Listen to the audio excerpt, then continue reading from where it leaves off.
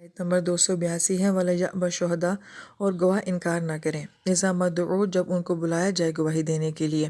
وَلَا تَسْأَمُوا، اور سستی نہیں ہونی چاہیے، ان تکتبوہ، کہ تم لکھ لو معاملے کو، صغیراً، چاہے وہ معاملہ چھوٹا ہو، او کبیراً، یا وہ معاملہ بڑا ہو، الی اجلہ، جبکہ وہ معاملہ ایسا ہو کہ جس میں کوئی مدت مقرر کر دی جائے کہ یہ اتنی مدت تک کے لیے معاہدہ ہے، تو بھی چھوٹا بڑا نہیں دیکھا جائے گا، اس کو لازمی طور پہ لکھا جائے گا۔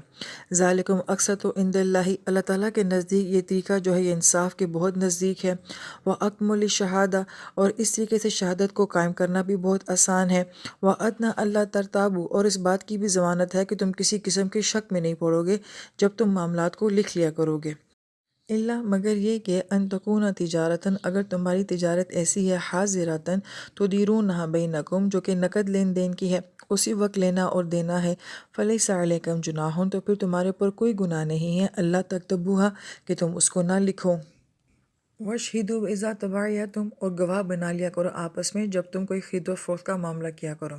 ولا یضار کاتب، نہ لکھنے والے کو کوئی تکلیف دینی چاہیے، ولا شہید، اور نہیں گواہ کو کوئی تکلیف دینی چاہیے،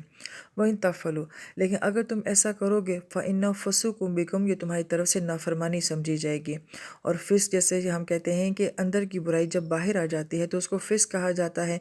لہٰذا یہ جو مالی معاملات ہوتے ہیں، لین دین کے معاملات ہوتے ہیں، اس میں جو کمی بیشی کی جاتی ہے، دراصل میں یہ اندر کا فسق ہوتا ہے، یہ اندر کی خرابیاں ہوتی ہیں۔ وَاتَّقُوا اللَّهَ، ڈرو اللہ تعالیٰ کی ذات سے، تقوی اختیار کرو۔ اب یہاں پہ پھر جو ہے ایک ہی آیت مبارکہ میں دوسری مرتبہ آ رہا ہے کہ یہ مالی معاملات جو ہوتے ہیں، لین دین کے معاملات جو ہوتے ہیں، اس میں بہت تقوی کا خیال رکھنا چاہیے، خوف خدا ہونا چاہیے،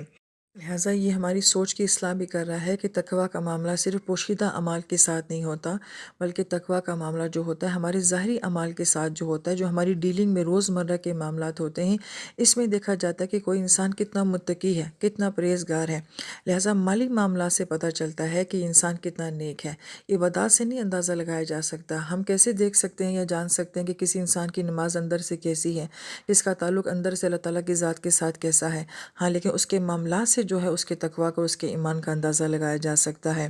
پھر اللہ فرماتے ہیں یعلمکم اللہ، اور اللہ پاک تمہیں اس بات کی تعلیم دیتے ہیں، اور تعلیم کا عمل جو ہوتا ہے یہ ایک دن کا نہیں ہوتا، مسلسل عمل ہوتا ہے، لہٰذا یہ آیت مبارکہ ہے ہی ایسی کہ جس میں بہت زیادہ احکام آتے ہیں۔ امام قرطبی رحمہ اللہ فرماتے تھے کہ اس آیت مبارکہ میں 52 مسائل اور احکام جو ہیں وہ بیان کیے گئے ہیں۔ ثابت ہوتا ہے کہ اس آیت مبارکہ میں باقاعدہ جو ہے ایک سبجیکٹ کو بیان کیا گیا ہے، ایک موضوع کو جو ہے وہ بیان کیا گیا ہے جو کہ اہل علم کو سیکھنا چاہیے، اور عوام الناس کو ان لوگوں سے پوچھ کے یہ معاملات کرنے چاہیے۔ واللہ بکل شیء علیم، کہ بے شک اللہ تعالیٰ کی ذات جو ہے وہ ہر چیز کا علم رکھتی ہے۔